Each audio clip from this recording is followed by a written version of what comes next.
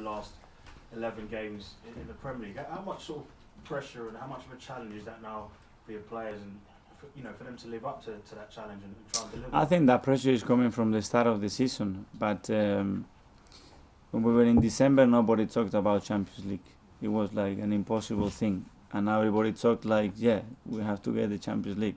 Of course, as Arsenal players, as a club, we have to fight for the Champions League, but we have to go game by game. It changed a lot of things in the last 2 months. Let's go game by game. Let's try to beat West Ham first, and we will be closer. That's all we can control, because at the moment it's not in our hands, it's in the opponent's hands, and they have to fail, and we have to win games, and then we'll have a chance. How do you deal with it as those games tick down? How do you kind of deal with that and keep players calm effectively? The players know the demands of playing for this club, and if we don't reach any European competition, we know what the meaning of that is. So they don't need any more pressure. They absolutely know where they are. Mikel, it could be the first time since last February that Arsenal have won 3 Premier League games in a row. Is that basically the root of the issue? It's just consistency, isn't it? Absolutely. You are not able to get those types of runs in the Premier League with the quality teams that they are involved. You have no chance. And that's what we have to look. Consistency. Away and at home, every 3 days, perform, and those performances will bring results. You mentioned it, Adrian, but you've been playing without pressure almost for the Champions League, because, like you said, no one expected it. So now almost the pressure's on it. It's a new challenge for these young players, isn't it? I think the challenge for the new players is just to wear that shirt is big enough, and I don't think they think too much about the objective of the Champions League or Europa League or the relegation zone when we were talking that we're 4 points behind, which is a much worse pressure, I believe, as well. They're dealing with the situation. We try to help them to focus just on what they have to do on that pitch, and the rest will come naturally. Mikel, can I ask about Henrik Mkhitaryan? I think he's got 6 goals, 3 assists in 8 starts this season over in Italy. He scored again at the weekend, got an assist at the weekend. Is he a player you're sort of following quite closely, how he's getting on? Yeah, we monitor all the players that we have on loan, that they're not with here at the moment, that we own them. It's our responsibility. Mickey is doing really well in recent games.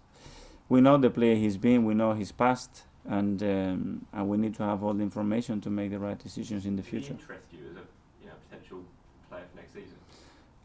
I always liked him. He's the type of player that can fit in any team when he's at his best. He needs to do it consistently, and here he had moments, and that's what we have to assess. Given the lack of goals and assists really from midfield this season, it's kind of a player you could do it now. It's a possibility that we have, and I will consider. Mikel, do you have a best and worst case scenario for Torreira? Are you expecting him to play again this season? With the best one, I'm not optimistic. Like short term, now in a week or 2 he will be available. Hopefully he can avoid any surgeries, which is always very traumatic. And hopefully, yes, if we can have him before the end of the season, it will be much better. Can I just ask someone who you won't be coming up against on Saturday, but that you know quite well, is Jack Wilshere. Just his injuries record's been horrible, hasn't it? It must be horrible to see from someone who knew how good he was. It's very sad with Jack. When I joined here and I watch him play every day in training and the ability he had, you could say that he can be one of the best midfielders. And but he always had something, and he started to build again a career, and then again another injury, again another setback, and it was disappointment. I was very impressed with Jack, how strong he is mentally to deal with the situation, because as well he had a lot of pressure from the media because the expectations for him were big. But it's what it is. How good could he have been, do you think? He could be phenomenal. Just on the loan players, obviously Tyrese John-Jules picked up an injury. Well, that was confirmed earlier today. Would the plan be for him to come back to Arsenal then for the rest of the season? We'll have to assess that with the medical department, see what the advice is. They need to obviously agree between the clubs what's the best way to move forward from that. So, I don't know. Obviously, he played a couple different roles for Lincoln, as like in a 2-man strike partnership and as a 1-man. Do you think that's probably benefited him as well, even though it's a short I think he can do both. When he was with us, I was impressed with him. His understanding of the game, how he links with people around him, how powerful he is. He's got a goal on him. Yeah. Okay, last couple. Last couple. Yeah, okay. Just on David Moyes, maybe touching a bit on the question from earlier.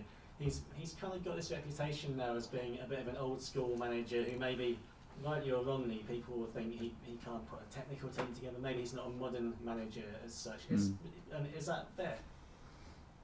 I think when, for what I know, David and the people he's got around him, he's always trying to evolve. He's always trying to get the last thing to bring up to his players, to his club. And he's not someone that sits down and said, I used to do things like this 20 years ago and I still do like this. I don't think he is. And if he does things that he used to do 20 years ago, it's because he's fully convinced that it's the right thing to do for his players. Okay, last couple, Duncan and then Simon. Just a quick one, and I know it's slightly off track, but how concerned are you as a manager and as a club about the potential of losing players in 3 weeks' time to international football with all the travel issues? And UEFA seem certain they want to go ahead with these games, but as a manager that must be a concern. And I'm sure if they make that decision, the most important thing has to be the health and safety of the players, and whether they make that decision, probably it will mean that everything is safe and there is no risk for the players, hopefully, to do that.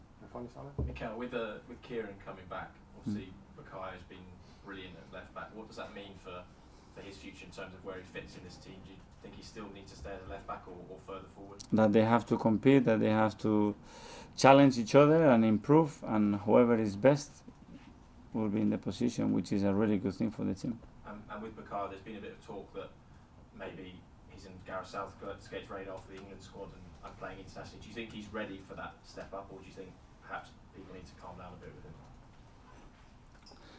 I think he's doing really well with us. International level is a different level. It's up to the England manager to discuss whether he's ready to do that and what he's got in his squad, and whatever he decides, we will support the idea and the player. Okay, guys. Thank you very much.